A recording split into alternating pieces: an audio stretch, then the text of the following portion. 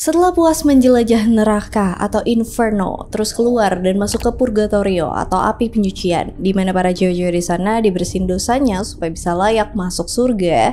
Sekarang waktunya tokoh utama kita, Dante, ngelanjutin perjalanannya ke surga atau paradiso.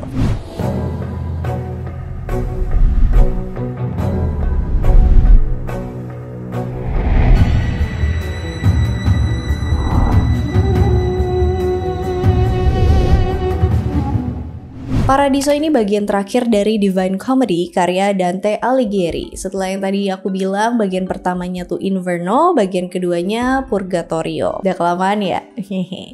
Masih ingat gak part terakhir di Purgatorio tuh ceritanya gimana? Di sana dia kan pisah ya sama Virgil yang nemenin dia di perjalanan selama di Inferno. Terus pas di Paradiso, Dante ketemu sama wanita yang paling dia cintai, Beatrice.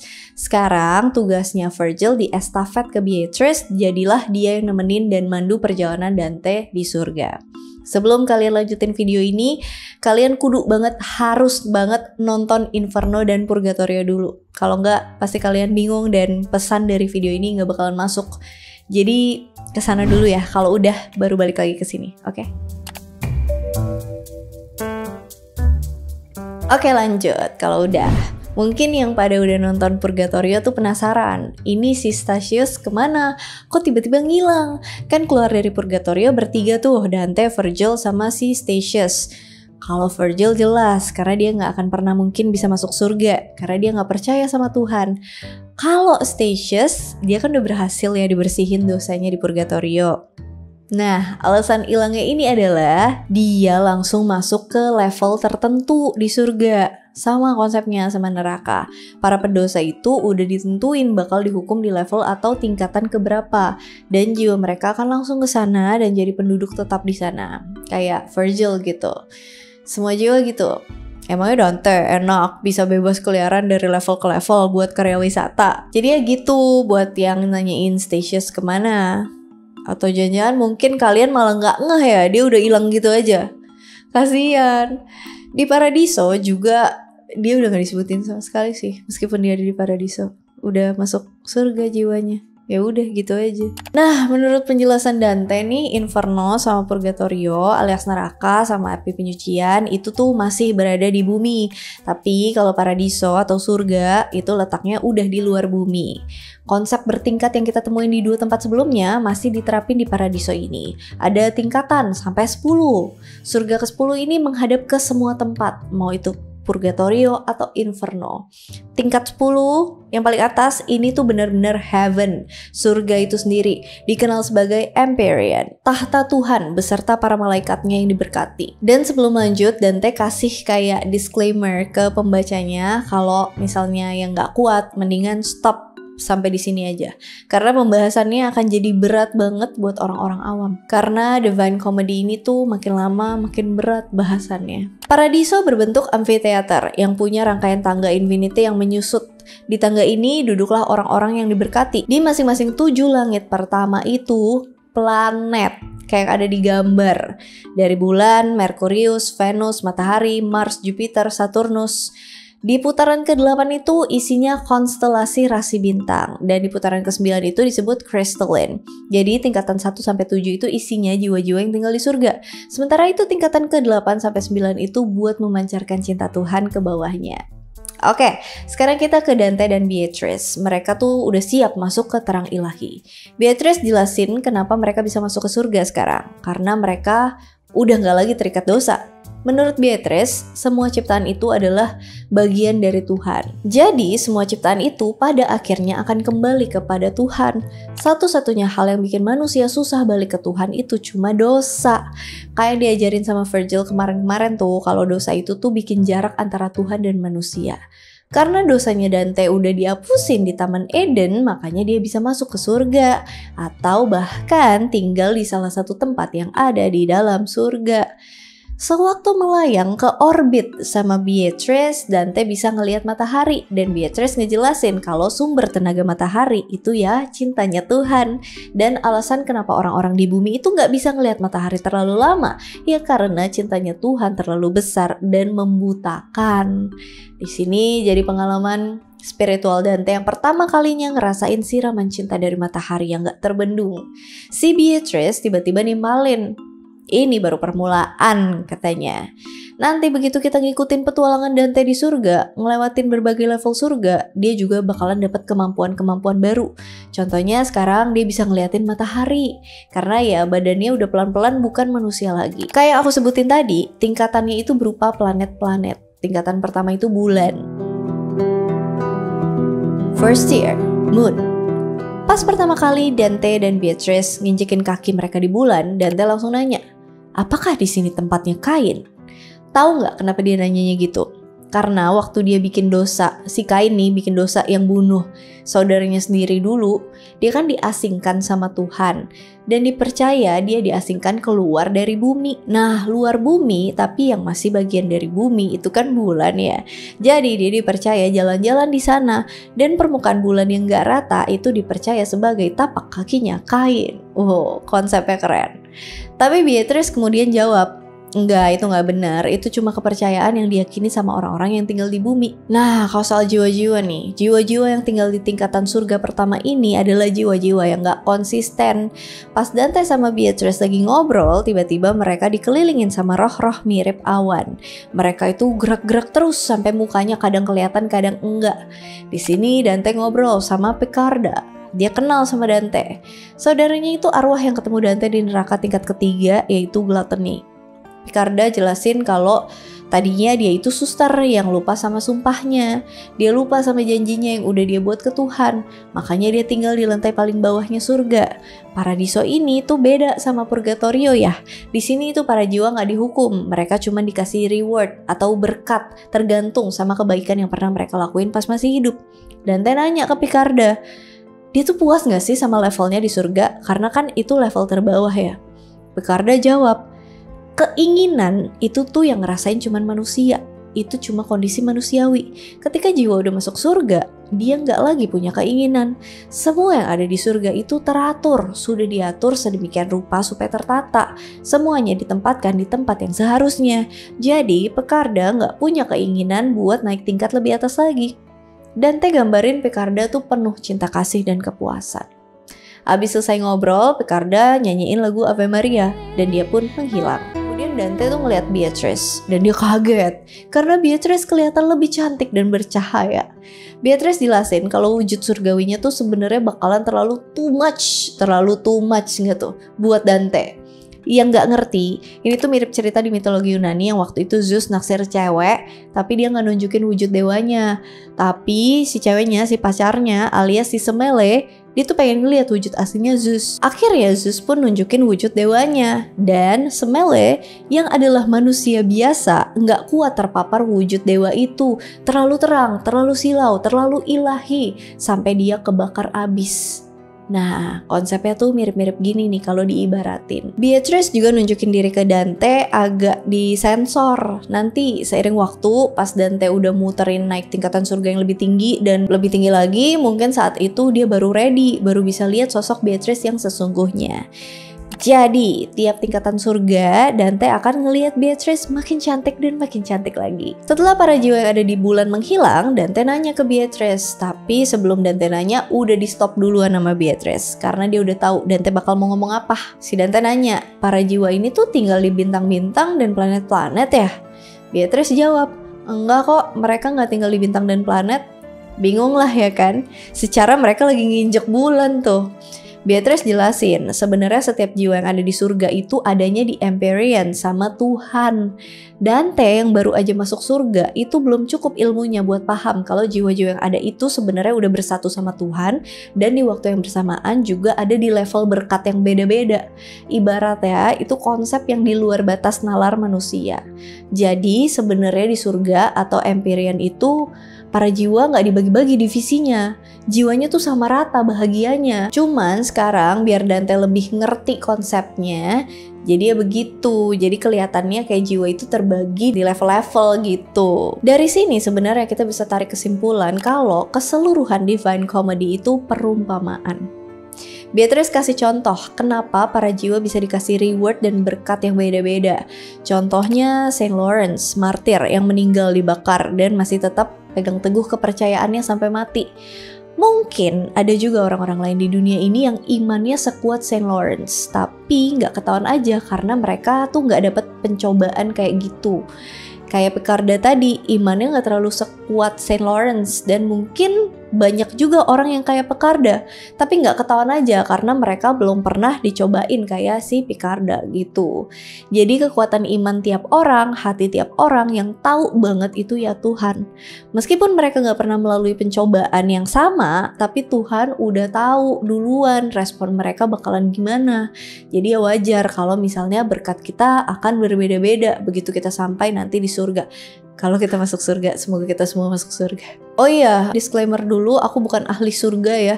Ini semua aku tafsir berdasarkan Divine Comedy by Dante, Paradiso versi tulisan Dante.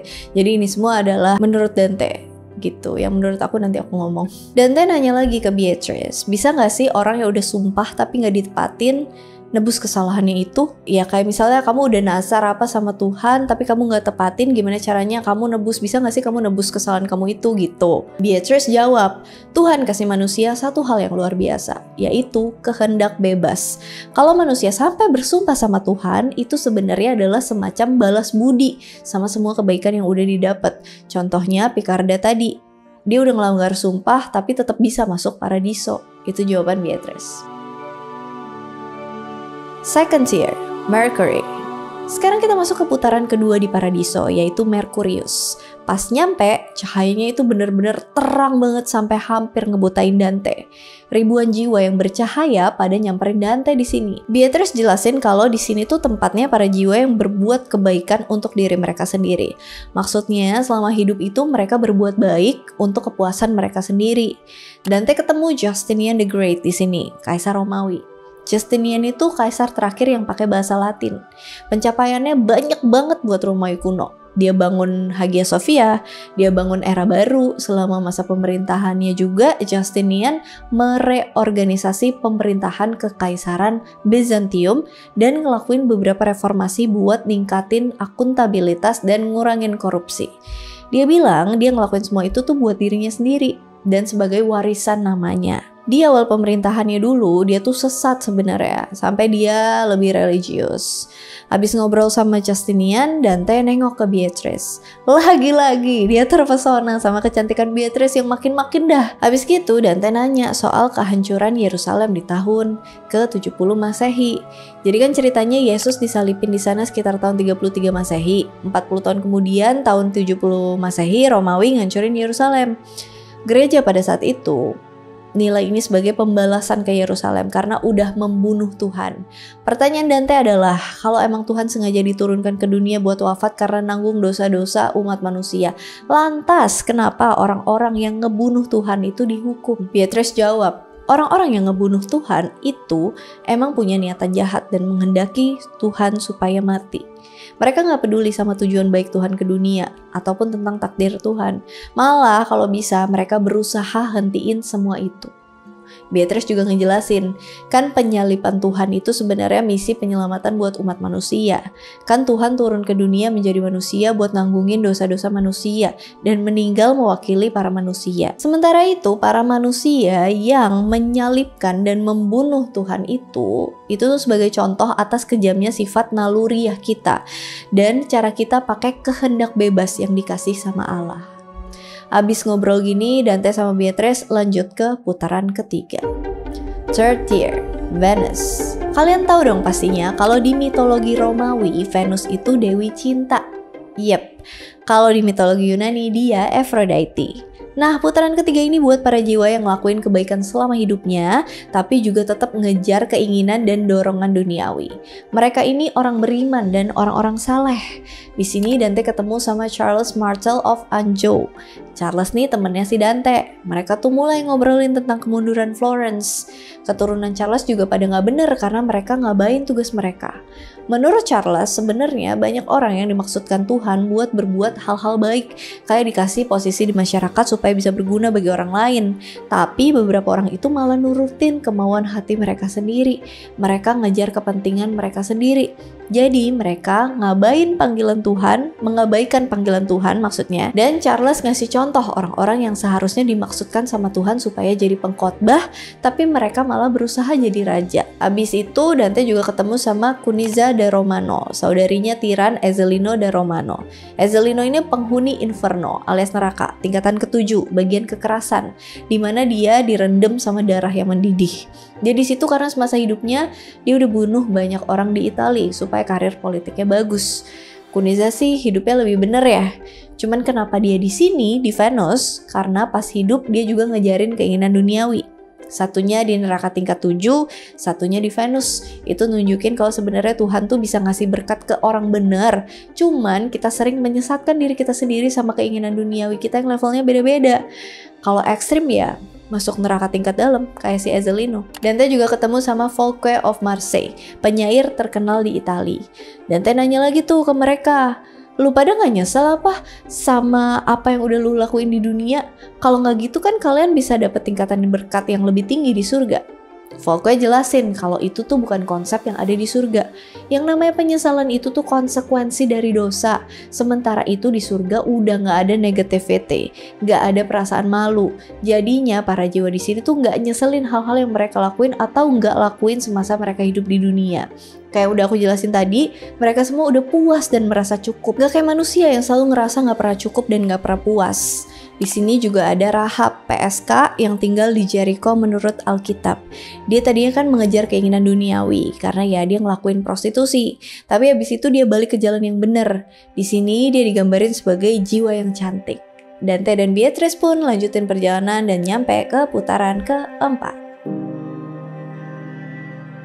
Fourth year, Sun.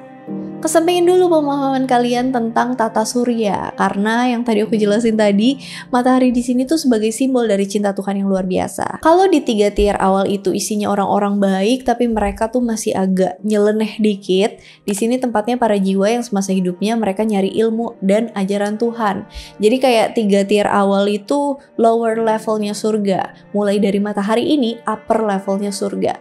Di sini Dante selalu kesilauan. Ya iyalah, secara kan di matahari ya. Terus tiba-tiba ada cahaya yang datang dan ngiterin Dante. Cahaya-cahaya itu nampakin wujud aslinya. Ternyata mereka itu para jiwa yang semasa hidupnya pemimpin dan pemuka agama. Teolog lah istilahnya ya. 2 diantaranya itu ada Thomas Aquinas dan gurunya Thomas, si Albert the Great. Kalau kalian sering nonton video aku tentang demonologi, pasti familiar sama Thomas Aquinas. Dia ini tokoh agama yang banyak andilnya dan salah satunya itu dia yang mengklasifikasikan iblis. Dante ini tuh ngefans banget sama Thomas. Para teolog ini tuh ngeluarin suara-suara nyanyian indah. Pas Dante ngobrol sama Thomas, ada satu cahaya yang nyamperin. Dia itu Siger of Brabant. Siger ini bisa dibilang rivalnya Thomas Aquinas, karena mereka berdua punya pandangan yang berbeda tentang Christianity. Tapi di surga mereka akur. Ini nunjukin kalau meskipun di dunia kita punya pendapat atau pandangan yang berbeda mengenai keyakinan kita, tapi kita ini sebenarnya sama-sama mencari kebenaran. Thomas jelasin kalau semuanya itu tuh berasal dari Tuhan, tapi sifat manusia dan kehendak bebasnya lah yang ngerusak dan bikin para manusia ini berubah jadi jahat. Di sini Dante juga ketemu sama Nabi Nathan. Nabi Nathan cerita tentang Raja Salomo yang diceritain bijaksana banget. Kebijaksanaannya itu langsung didapat dari Tuhan. Tapi karena dia manusia biasa, jadi dia tetap gak sempurna dan gak luput dari dosa. Makin manusia jauh dari kontak langsung sama Tuhan, makin bobrok dan jahat sifatnya. Dante sekarang overload nih sama pengetahuan, kayak dok berturut-turut dikasih banyak pengetahuan. Dia tuh lagi proses semuanya. Too much buat seorang manusia buat main-main ke surga. Oke, jadi Dante sama Beatrice lanjutin perjalanan menuju tier selanjutnya, yaitu Mars. Fifth tier, Mars. Makin tingkat, Dante makin silau karena cahayanya makin menjadi-jadi terangnya. Kayak di tiap level Purgatorio yang bikin Dante juga ikutan bersihin dosanya, di tiap akhir tier Paradiso ini juga Dante jadi lebih ngerti tentang segalanya. Dia bisa proses setiap cahayanya di tiap tier. Jadi pas dia masuk ke tier selanjutnya, dia kesilauan lagi. Pas Dante nengok, dia ngelihat Beatrice yang lagi ketawa. Dia deskripsiin Beatrice tuh kayak gini. Pikiran dan kata-kataku gak bisa mengekspresikan betapa manisnya dia. Manisnya gak terbatas. Ahai dah. Aduh, Dante. By the way, cahaya di sekitar Dante itu ngebentuk salib, dan di tengah salib itu dia lihat wajahnya Kristus. Oh iya, aku lupa kasih disclaimer juga di video Paradiso ini. Dante ini adalah seorang penyair yang beragama Katolik Christian. Dan setiap kali aku ngomong Christian, itu kalian nangkapnya Kristen. Christian itu ada banyak, maksudnya ada Kristen Protestan dan ada Kristen Katolik. Protestan pun cabangnya banyak kan gitu. Jadi Christian itu adalah Katolik dan Kristen gitu. Kecuali aku bilangnya Kristen atau aku bilangnya Katolik. Ini kayak aku bilang Christianity. Oke, kita lanjut. Terus Dante juga dengar nyanyian indah di sekitarnya tentang kebangkitan dan kemenangan ngelawan kejahatan. Ternyata Mars ini tuh tempatnya pejuang, yaitu warrior dan juga martir. Pas banget, Mars itu kan memang nama dewa Romawinya warrior. Kalau di versi Yunaninya si dewa perang tuh, Ares. Tiba-tiba ada bintang jatuh yang mampir ke Dante, dan dia adalah kakek buyutnya Dante. Namanya Cacia Guida. Dante seneng dong bisa kenal sama kakek buyutnya. Terus si kakek ngomongin kondisi Italia pas dia hidup. Keluarga-keluarga terhormat kala itu yang garis keturunannya sekarang malah jadi pengkhianat negara. Si kakek meninggal pas perang salib kedua. Si Dante minta diramalin masa depannya sama kakek buyut. Bakal jadi apa dia di masa depan? Kakek jelasin kalau para jiwa tuh gak bisa ngeramalin dengan detail masa depan orang. Para jiwa tuh cuma bisa ramalin kemungkinan-kemungkinan yang akan terjadi. Dante diramalin bakalan diusir dari Florence dan bakal pindah ke shelter yang isinya keluarga yang baik. Dante memang tinggal sama keluarga baik itu pas nulis Divine Comedy. Dante sempat khawatir ya buat nulis semua ramalan tentang Italia yang dia dapetin dari para jiwa, mau di Inferno sampai Paradiso. Oke, yaudah tuh dia nengok tuh ke Beatrice. Pas dia nengok ke Beatrice, dia langsung tenang. Katanya dia ngerasa semua kekhawatiran dia hilang. Allah.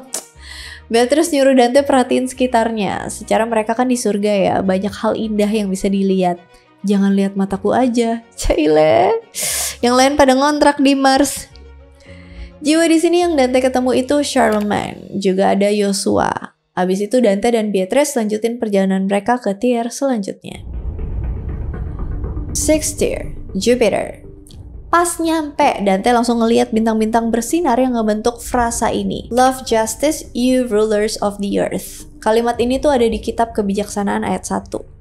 Nah, ngomongin soal ruler atau penguasa, pas nih sama planetnya. Secara kan Jupiter memang penguasa di dewa Romawinya. Kalau versi Yunaninya, Jupiter itu adalah Zeus. Di sini isinya pemimpin dan penguasa yang percaya dan ngikutin Tuhan. Bintang-bintang bersinar ini ya para jiwa, dan abis itu mereka membentuk burung elang. Menurut Justinian, burung elang tuh simbol kepemimpinan dan kekuatan. Burung elang raksasa ini ngomong, aka semua pemimpin yang ada di situ ngomong kalau semua manusia tuh sebenarnya sadar atas keadilan Tuhan, alias manusia pada umumnya tuh tahu batasan mana yang benar dan mana yang salah. Contohnya, kita sebagai manusia itu sadar dan sepakat kalau membunuh itu hal yang keji dan gak baik. Di saat yang bersamaan, kita juga gak tahu 100% tingkat keadilan Tuhan tuh seperti apa, kayak gimana. Karena Tuhan itu maha kuasa. Mau kita belajar dan nyoba ngerti pun, kita gak akan pernah bisa ngerti karena kita cuma manusia biasa. Dante pun nanya ke burung elang, pertanyaan yang ekstrim ditanya ke orang Kristen. Dia nanya gini, gimana kalau ada orang yang belum pernah dengar sama sekali tentang Tuhan? Gimana kalau orang di bagian bumi yang emang gak pernah tahu tentang misi penyelamatan Tuhan sampai disalib? Dia gak bakal tahu juga tentang keadilan Tuhan dong. Burung elangnya cuma jawab kayak gini, rahmat Tuhan cukup, dan setiap manusia punya kesempatan yang sama buat mengenal Tuhan. Semua yang di surga kenal Tuhan, begitupun semua yang di neraka. Ada yang dikasih kesempatan buat kenal Tuhan, tapi yang mereka gak mau percaya. Justru orang-orang yang udah mengenal Tuhan itu yang bakalan diadili lebih berat. Kenapa? Karena sebenarnya mereka atau kita-kita ini nih tahu jalan kebenaran, tapi kita masih sering menyimpang atau berbuat dosa. Itu kan kita lakuin secara sadar ya. Gak ada alasan buat membenarkan perilaku kita, karena kita tahu mana yang benar dan yang salah secara keyakinan kita. Terus si burung elang nyuruh Dante ngeliat ke matanya buat tahu ada siapa aja pemimpin yang paling budiman. Dan Dante ngeliat Constantine the Great, Raja Hezekiah, dan Raja Daud. Daud ini terkenal sebagai orang yang berkenan di hati Allah. Pas Dante ngelihat di sekitar mata, dia kayak ngelihat sosok Rayfius dan Trajan. Rayfius ini karakter fiksi yang ada di puisi karya Virgil. Trajan ini pemimpin militer di Troy. Keduanya nggak mengenal Tuhan tadinya, tapi sebelum meninggal mereka dikasih penglihatan dan mereka pun percaya Tuhan. Makanya ini ngejawab pertanyaan Dante tadi, yang gimana kalau ada orang yang nggak kenal Tuhan. Itu buktinya mereka bisa diselamatin dan dapat posisi bagus di surga. Dan si Elang juga bilang kalau nggak ada yang tahu penyelamatan tiap orang, yang tahu cuma dirimu sendiri. Dante dan Beatrice pun lanjutin perjalanan mereka ke tier selanjutnya. Seventh Tier, Saturn. Pas nyampe di sana, Dante nyadar kalau Beatrice tuh nggak senyum. Di Paradiso ini, setiap kali Dante mau nanya, sebelum dia ngomong, semua jiwa tuh udah tahu Dante mau nanya apa. Jadi mereka jawab duluan sebelum Dante bisa nanya. Beatrice pun begitu. Dia bilang alasan dia nggak senyum karena mereka udah naik sampai atas dan makin mendekati puncaknya, di mana bentuknya Beatrice lama-lama akan kelihatan sama Dante. Kalau dia senyum sekarang, bakalan terjadi petir dan Dante bakalan kebakar jadi abu. Dante ngelihat di depannya ada tangga penuh cahaya yang nggak berujung. Tier ini isinya para jiwa yang disiplin dan menahan diri. Kalau misalnya kita udah pernah sumpah atau nazar ke Tuhan dan kita jaga sumpah itu seumur hidup, kita bakal masuk tier ke-7. Uniknya nggak kayak di tier lain, di sini tuh nggak ada musik, nggak ada yang nyanyi. Para jiwa jelasin kalau mereka nyanyi di sini, Dante bakalan meledak dengernya. Terus juga mukanya mereka tuh pada blur gitu. Mereka jelasin kalau wajah asli mereka tuh bakal terlalu indah buat dilihat Dante. Otaknya nggak bakal bisa proses semua keindahan itu, kecuali dia udah naik ke tier di atasnya. Dante nanya, gimana pendapat para jiwa di sini tentang takdir? Katanya manusia kan dikasih kehendak bebas. Kalau punya kehendak bebas bertentangan dong sama takdir. Kalau manusia milih buat percaya Tuhan tapi takdirnya nggak percaya sama Tuhan, gimana dong?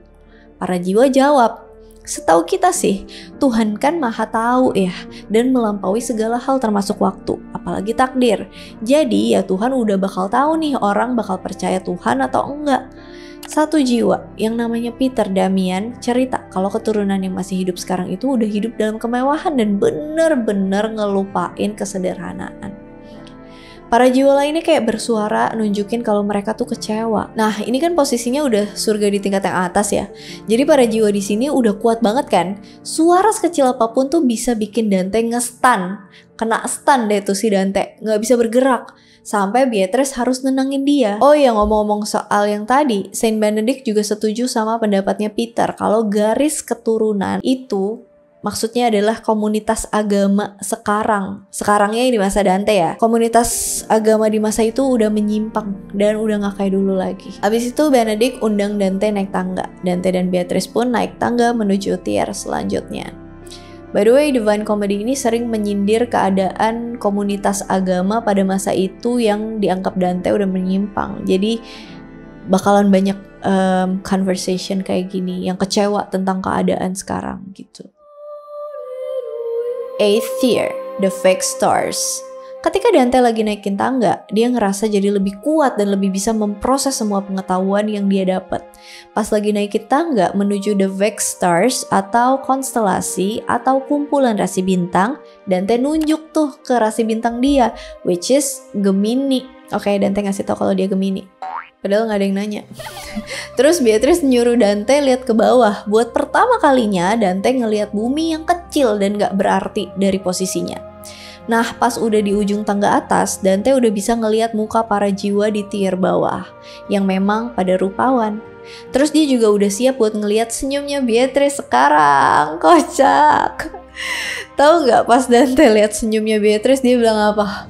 Dia bilang gini, aku ngerasa udah nemuin surgaku. Ayolah, males banget.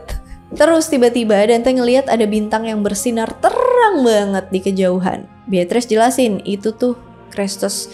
Dan nanti mereka juga bakal ke sana. Tiba-tiba ada satu bintang terang banget lagi yang muncul. Bintang itu adalah Virgin Mary yang lagi dikawal sama malaikat Gabriel. Dante ngejelasin tentang betapa cantiknya dia dan ngumpamain Virgin Mary sebagai bunga mawar ilahi. Pas mereka udah naik tangga sampai ke atas, Beatrice jelasin kalau Dante tuh mesti dites dulu sebelum dia bisa masuk ke surga yang sesungguhnya.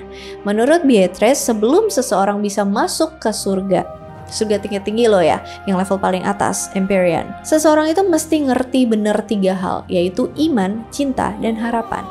Beatrice nanya ke jiwa yang ada di sekitarnya, siapa di sini yang mau bantu ngetes Dante? Tiba-tiba ada komet yang menyala-nyala datang dan muterin Beatrice dan Dante. Terus dia berhenti dan nunjukin dirinya. Dia itu Santo Petrus. Saint Peter ngetes Dante. Apa itu iman? Tanya Petrus. Dante ngutip kata-kata Paulus di kitab Ibrani 11. Iman itu dasar dari segala sesuatu yang kita harapkan dan bukti dari segala sesuatu yang tidak kita lihat. Terus Dante juga ngejelasin kalau harapan itu kepercayaan kepada Allah pencipta kita. Jadi penciptaan dan kehidupan tuh sebenarnya dasar dari harapan. Dan itu semua adalah bukti dari segala kekuatan yang gak terlihat. Petrus amazed sama jawaban Dante. Tahu dari mana kamu semua ini? Dante jawab, Roh Kudus yang kasih tahu aku karena aku orang percaya. Dante bilang kalau harapan itu ekspektasi kita ke Tuhan. Dia juga jelasin panjang lebar kalau alam semesta ini tuh bukti kalau Tuhan itu nyata. Dante berdiri di atas awan, ngeliat ke bintang-bintang, ngeliat ke bumi di bawahnya, dan juga Florence atau kota Firenze lah ya. Buat pertama kalinya sepanjang Divine Comedy dari Inferno sampai sini. Baru kali ini Dante gak peduli lagi sama Florence. Buat pertama kalinya dia ngerasa perjalanan dia yang luar biasa ini tuh lebih berharga daripada kehidupan dia di Florence maupun dirinya sendiri. Tiba-tiba ada komet satu lagi datang. Dia ini Santo Yakobus. Dia nanya ke Dante tentang harapan. Sebelum Dante bisa jawab, Beatrice udah bantu jawab. Gak ada satupun orang hidup yang punya harapan kayak Dante. Cenah. Komet ketiga datang buat nanya tentang love. Yang kali ini terang banget sampai Dante kesilauan. Ini adalah Santo Yohanes. Dia nanya ke Dante, apa tujuan terakhir hidupmu? Dante jawab, bersatu sama Tuhan, sang awal dan akhir dari segala cinta. Gimana caranya bersatu sama Tuhan? Melalui ayat-ayat, filosofi, dan nyoba ngertiin alam semesta. Dia juga bilang dengan nikmatin dan ngertiin alam, bantu dia merasa lebih ngerti dan lebih dekat sama Tuhan. Semua ini dia lakuin pakai matanya, yang juga lewat matanya Beatrice bisa nyalain api yang membara dalam dirinya. Elah lagi, kesono lagi. Aduh. Tapi Beatrice ini juga diibaratkan seperti Kristus dalam kepercayaannya Dante lagi ya. Jadi gimana bisa dia gak cinta sama Tuhannya, penciptanya yang rela berkorban dan mati di dunia manusia buat nyelamatin jiwa manusia. Dante yang tadinya kesilauan gara-gara sekarang udah super bijaksana dan ilmunya tinggi, dia bisa ngeliat. Dan ternyata di depannya itu ada 4 orang, bukan cuman Petrus, Yakobus, dan Yohanes, tapi juga ada Adam. Bukan Adam yang Mbak Inul yang baru ultah dong. Tapi ada manusia pertama yang dipanggil Dante sebagai ayah. Dante penasaran, dia nanyain Adam pertanyaan yang pengen kita tanyain selama ini. Berapa lama Anda ada di Taman Eden? Kenapa Anda bikin Tuhan marah dengan makan buah terlarang dan Anda tuh ngomong pakai bahasa apa sebenarnya? Adam jawab, bahasa yang dia sama Hawa pakai tuh udah gak ada di bumi sekarang. Terus soal makan buah, bukan buahnya yang bikin dosa, tapi ngelawan Tuhannya yang bikin dosa. Kan cuman ada satu peraturan waktu itu ya, dilarang makan buah pengetahuan. Malah dimakan juga. Terus berapa lama coba tebak Adam ada di Taman Eden sebelum diusir ke bumi? 6 jam. 6 jam coy, aku kira bakal lebih lama dari itu. Pantesan dia baru aja ada ditaruh di Taman Eden terus langsung berbuat dosa. Ya iyalah, Tuhan kesel. Baru 6 jam kirain kayak udah 1000 tahun gitu, atau minimal 10 tahun gitu. Terus dia di buminya tuh 900 tahun. Terus dia sempat masuk neraka selama 4000 tahun di limbo. Terus dia diangkat ke surga dan tinggal di situ selama 1300 tahun. Oke, sudah terjawab. Sekarang Dante udah siap naik ke atas lagi. Tapi ada kejadian aneh nih, tiba-tiba Petrus berubah jadi merah. Langit sama awan juga berubah jadi merah. Terus banyak petir dan semua orang pada jejeritan. Petrus yang lain marah banget meledak-ledak sama keadaan gereja saat itu. Petrus bilang, pengorbanan darahnya itu sia-sia, malah jadi ketamakan dan perang. Ini kayak sindiran Dante sih buat kondisi gereja saat itu di eranya. Bener kan yang tadi aku bilang? Oke, Dante dan Beatrice pun naik ke tier selanjutnya. Ninth tier, Crystalline, Primum Mobile. Pas masuk, beda dari tier sebelumnya, Dante nggak ngelihat ada bintang atau apapun. Beatrice jelasin soalnya keberadaan kristalin ini ada di pikirannya Tuhan. Tujuan ada tempat ini tuh buat nanemin cinta Tuhan, buat disebarin ke lapisan-lapisan surga lainnya.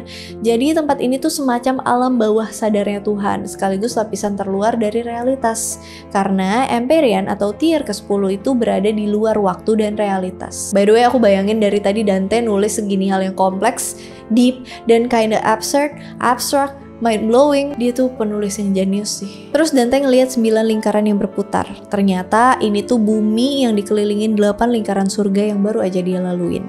Beatrice jelasin di masing-masing 9 lapisan ini tuh ada satu malaikat yang jaga dan bertanggung jawab. Jadi malaikat biasa itu jagain bumi. Archangel di tier awal. Tingkat paling atas surgawi diisi sama serafim dan kerubim. Yang mau tahu tentang malaikat bisa nonton video aku yang ngebahas malaikat angelologi, tingkatan-tingkatannya malaikat. Beatrice jelasin kalau para malaikat nggak punya kehendak dan memori. Jadi Tuhan nyiptain manusia supaya makhluk ciptaannya tuh bisa punya kehendak bebas. Beatrice jelasin kalau konsep ini sebenarnya bahaya karena sering disalahgunain sama manusia, karena banyak nabi palsu. Pas lagi ngobrol ini, Dante tuh terkesima banget sama kecantikannya Beatrice, yang bahkan lebih cantik daripada lingkungan di sekitarnya, lebih cantik dari surga cenah. Bucin. Mereka pun lanjutin perjalanan mereka. 10th year, the Empyrean. Di sini kayak aku bilang tadi, waktu tuh nggak berjalan, nggak ada. Pemahaman kita selama ini tentang segala sesuatu juga nggak berarti, sepele, nggak ada. Di sini Dante tuh agak sulit ngejelasin atau nulisin semua yang dia lihat. Dia berusaha sebaik mungkin mendeskripsikan semuanya sesuai kapasitas dia. Itu adalah dunia di luar ruang dan waktu. Di sini dia lihat ladang indah yang nggak ada ujungnya. Ada juga pegunungan, sungai, rumput, bunga yang berkilau-kilau. Beatrice pun nyuruh Dante minum air sungainya. Ini tuh sungai pengetahuan. Sungai pengetahuan tentang penciptaan, keberadaan, semua tanpa sensor ada di situ. Tadinya kan otak manusianya selalu kayak memproses segala sesuatu dengan susah payah. Kayak ini tuh apa maksudnya gitu, itu tuh apa gitu. Abis minum, dia tuh jauh lebih ngerti. Dan sekarang dia bisa lihat dengan jelas ladang itu isinya orang-orang suci dan malaikat. Dia seumpama ini itu kayak mawar putih bersih yang di setiap kelopaknya ada makhluk ilahi yang gak terbatas jumlahnya. Sungai yang dia minum itu mengarah ke pusatnya, which is Allah Bapa. Mawar ini kan sebenarnya simbol cinta ya. Jadi maksud Dante di sini tuh pakai perumpamaan bunga mawar karena surga itu sebagai bentuk cinta Tuhan. Pas Dante mau nengok ke Beatrice, surprise, Beatrice sudah hilang. Digantiin sama sosok laki-laki. Dante nanya, kemana si Beatrice pergi? Ternyata Beatrice udah balik lagi ke tempat asalnya di paduan suara surga, Heavenly Choir. Oh, anak padus tuh. Kan tujuan utama pemandunya kayak si Virgil sama Beatrice kan biar dia yang tadinya ngango-ngango bisa ngerti sekelilingnya. Apa yang dia laluin bisa bantu dijelasin sama guide-nya. Begitu Dante udah ngerti semua, dia nggak butuh lagi bimbingan mereka. Jadi ya udah mereka balik ke tempat asalnya. Dante ngelihat Beatrice duduk di tahtanya, cantik banget, dan dikelilingin sama tokoh wanita-wanita hebat sepanjang sejarah. Pas lihat ini, Dante sangat merasa bersyukur atas pertolongan Beatrice yang rela ninggalin tempatnya di surga dan turun ke Purgatorio cuma buat nemenin perjalanan Dante. Di sini dia doa ke Beatrice, kayak gini doanya. Abis itu Dante lihat lelaki yang gantiin Beatrice itu siapa. Dia itu Saint Bernard. Dia tuh terkenal karena pas kecil pernah dikasih penglihatan tentang gambaran Tuhan yang lagi duduk di atas tahtanya di surga. Dia kasih tahu ke Dante, di dekat pusat mawar duduklah Virgin Mary di tahtanya. Dia bersinar terang banget, tapi tetap gak seterang Tuhan. Di kaki-kakinya duduk Hawa, Rachel, Sarah, Rebecca, dan tokoh-tokoh agama lain. Ada juga duduk dekat Maria itu Yohanes Pembaptis. Ada juga tokoh-tokoh agama lainnya. Dante juga ngeliat beberapa anak kecil. Nah, anak-anak ini tuh kan masih kecil banget. Jadi mereka tuh belum terpapar sama dosa. Jadi bisa masuk ke surga tertinggi. Pas dia ngelihat wajah sang pencipta yang maha tinggi, seketika memori Dante langsung kehapus, ke wiped out. Karena memori ini sebenarnya butuh cuman manusia. Ketika ngelihat Tuhan, segala keinginan, kebutuhan, kesadaran, kehidupan, semua itu nggak penting. Makanya dia bilang, kalau itu semua kayak mimpi. Pas kamu bangun, kamu lupa sama mimpi kamu barusan. Tapi perasaan dan emosi yang dialami tentang peristiwa itu semua masih terngiang-ngiang. Dia juga bilang pas nulis ini, rasa puas dan cinta yang luar biasa masih dirasain. Dia deskripsiin apa yang dilihat tuh kayak gini. Pas dia ngelihat wajah Tuhan, keberadaannya dihapuskan sama waktu. Di detik itu, dia ngerasain kepuasan yang tiada tara. Dia ngerasa ada di jurang cahaya, di mana segala hal itu lengkap sudah. Segala sesuatu yang pernah dia laluin, pengalaman dia hidup selama ini, semua orang yang pernah dia kenal, bahkan seluruh dunia, itu gak lebih dari lembaran kertas. Tapi sekarang ngelihat wujud Tuhan bikin dia ngerasa akhirnya dia ngelihat keseluruhan buku. Segala sesuatu yang dibutuhkan manusia, bahkan dunia, ada di situ. Segala kebaikan dan hasrat ada di situ. Dia juga sadar segala kebaikan yang ada di dunia itu datangnya dari rupa ini. Di wujud yang dia lihat ini, dia gambarin ada 3 lingkaran. Satunya kayak pelangi, penuh dengan segala macam warna yang bener-bener indah, lagi muter-muter. Satunya kayak kaca yang mantulin pelangi tadi, tapi ditambah cahaya keemasan. Yang satu lagi kayak roda api yang terus berputar, bebarengan sama pelangi yang tadi. Dante berusaha fokus ngelihat ke lingkaran yang kayak kaca mantul itu, dan dia lihat sosok laki-laki di situ. Begitu powerful dan begitu indah sampai nggak bisa dijelasin dengan kata-kata. Nah, dijelasin lagi karena Dante Katolik kan menganut sistem Trinitas, yaitu 3 kesatuan Allah, Bapa, Putra, dan Roh Kudus. Jadi 3 lingkaran ini ya Allah itu sendiri. Segitu dahsyatnya. Dan inilah kalimat terakhir yang ditulis Dante di Divine Comedy. Kata-kata yang the love that moves the sun in heaven and all the stars. Gila sih, kata-kata penutup yang perfect. Mungkin kebanyakan dari kita yang nyimak cerita ini tuh ngerasa seru-seru aja kayak novel gitu. Perjalanan fiktifnya Dante menyusuri neraka sampai ke surga. Epic banget. Tapi kalau dilihat dari sudut pandang rohaninya ini sih lumayan strong sih ya. Lumayan bikin terharu. Kayak nyeritain jiwa yang tadinya tersesat, akhirnya nemuin jalan ke sisi Tuhan. Yang tadinya dari neraka, serem, seru gitu. Makin lama makin bukain mata kita tentang dosa. Terus ke purgatori juga. Dan sekarang di paradiso, nyadarin kita tentang berkat dan cinta Tuhan yang luar biasa. Jadi religius banget sih si Dante. Dan meskipun karyanya ini kontroversial, menurutku dia penulis yang hebat. Meskipun juga karyanya ini kental sama keyakinan Dante yang Katolik. Meskipun aku juga Katolik. Tapi kalau ditarik dari sisi generalnya, ini bisa bikin kita yang gak sekeyakinan pun mikir lagi tentang semua dosa yang udah kita lakuin selama ini. Dan betapa besarnya cinta Tuhan itu terhadap kita manusia. Makanya penikmat Divine Comedy itu juga universal karena karyanya Dante ini tuh bisa menyentuh orang-orang yang relate ke kepercayaan kita masing-masing. Dan credits to Andy Gunn yang luar biasa bisa membedah karya Divine Comedy ini. Aku setuju sama dia yang bilang kalau meskipun kita sebagai pembaca atau penonton gak 100% setuju sama setiap kata-katanya Dante, tapi dari karyanya ini kita dapat banyak pengetahuan baru dan pesan moral yang berharga. Oke. Selesai juga nih perjalanan Dante Divine Comedy dari Inferno, Purgatorio sampai Paradiso.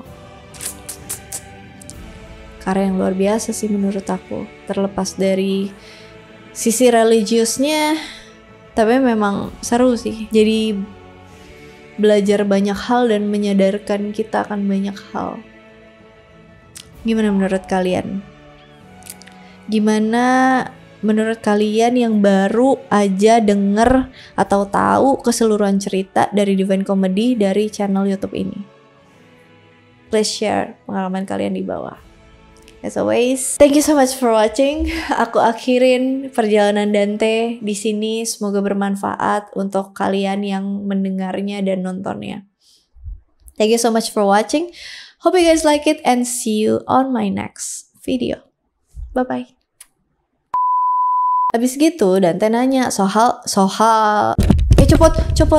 Beatrice juga nunjukin diri ke Gante. Siapa ya Gante? Bucin. kualat.